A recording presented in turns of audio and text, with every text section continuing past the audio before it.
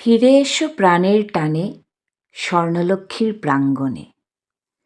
টং টং টং টং টং টং শুরু হলো প্রার্থনা। সারিবদ্ধ দাঁড়ানোর মাঝেও ছিল নানান খুনসুটি আর বাহানা।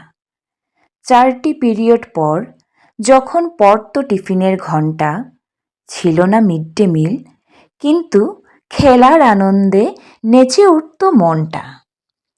গ্রামের পথে কাদা পায়ে বৃষ্টি ভেজে আসতাম যে স্কুলে, এক ছাতার নিচে 2 বন্ধু ঢুকলে কত যে অভিমান যেত মিটে।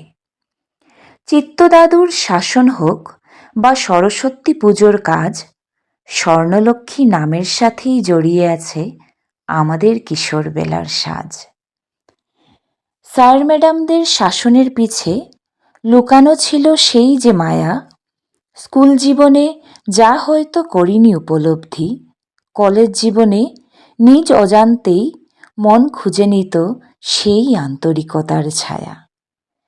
বছরের পর বছর একটি শিক্ষা প্রতিষ্ঠান গড়ে তুলে অজস্র স্মৃতি ভরা স্বচ্ছ সামাজিক প্রাণ।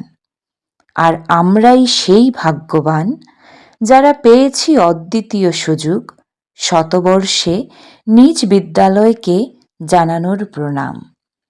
তাই তো আহ্বান করি বিদ্যালয় পরিবারের ছোট বড় সবাইকে ব্যস্ত জীবন থেকে একটু সময় বের করে নিতে, যাতে সোনার মতো উজ্জ্বল আর লক্ষ্মীর মতো সমৃদ্ধ করে পালন করতে পারি শতবার্ষিকী, যার আছে শেকড়ে ঐতিহ্য, শিখরে স্বপ্ন, আমাদের প্রাণের স্বর্ণলক্ষ্মী।